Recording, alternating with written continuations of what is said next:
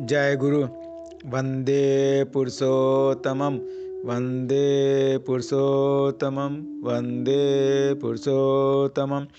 परम प्रेममय परम दयाल युगावतार भगवान श्री श्री ठाकुर अनुकूल चंद्र जी के चरणों में कोटि कोटि प्रणाम।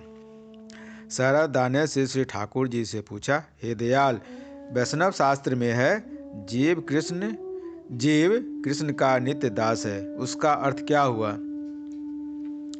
इस पर परमपिता श्री श्री ठाकुर जी ने कहा, जीव कभी भी कृष्ण नहीं होता है। क्या आप अपना पिता हो सकते हैं? पिता का ही दास पुत्र है, क्योंकि वह पिता का ही दान है। पिता से उसकी उत्पत्ति है। जीव भी उसी प्रकार ईश्वर का ही दान है, ईश्वर के द्वारा सृष्ट है, इसीलिए वह उनका दान है। वह ईश्वर के प्रति जितना अनुगत बोध से चलता है, उतना ही वह जीवन में अखंड अवस्था में चल पाता है। अन्यथा नाना तरह के झंझटों में पड़कर कहाँ छिन्न विछिन्न हो जाता है, क्या कहा जा सकता है? इसलिए वैष्णव शास्त्र में है, जीव नित्य कृष्ण दास यह भूली गेला, माया पिशाची ताय गलाय बेरीला। अर्थात जीव नित्य कृष्ण का दास है। यह क्योंकि कोई भूल जाता है, तभी माया रूपी पिशाच गर्दन पर सवार हो जाता है।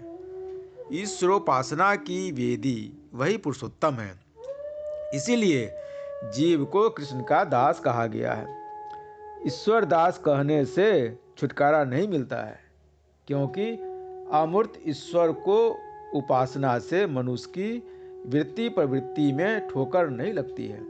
इसे नित्य इसलिए कहा गया है कि जीव कितना भी उन्नत स्तर में क्यों न बढ़े, किंतु वह जीव ही है एवं ईश्वर ही उसके प्रभु हैं। ऐसी भक्ति, अनुरति और अनुगति ही उसका जीवन है। साधना की संपदा या संचयता उसकी जितनी भी क्यों न हो, जिस समय वह अहम के कारण मूल से संबंध तोड़ देगा, उसी समय वह सूख जाएगा। कहने का सार यह है कि ईश्वर उसकी सत्ता के सत्व हैं। ईश्वर चिर प्रभु हैं, जीव चिरदास है। मुझे ऐसी भावना अच्छी लगती है।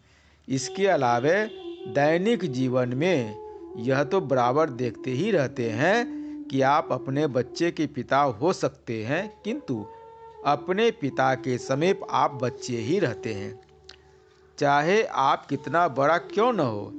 इस जन्म में इस संबंध को बदला नहीं जा सकता है। ईश्वर के साथ जीव का भी उसी प्रकार चिरकाल के समान अपरिवर्तनीय संबंध रहता है। जय गुरु। वंदे पुरुषोत्तम, वंदे पुरुषोत्तम, वंदे पुरुषोत्तमम्। जय गुरु। वंदे पुरुषोत्तमं, वंदे पुरुषोत्तमं, वंदे पुरुषोत्तमं। परम प्रेममय परम दयाल युगावतार भगवान श्री श्री ठाकुर अनुकूल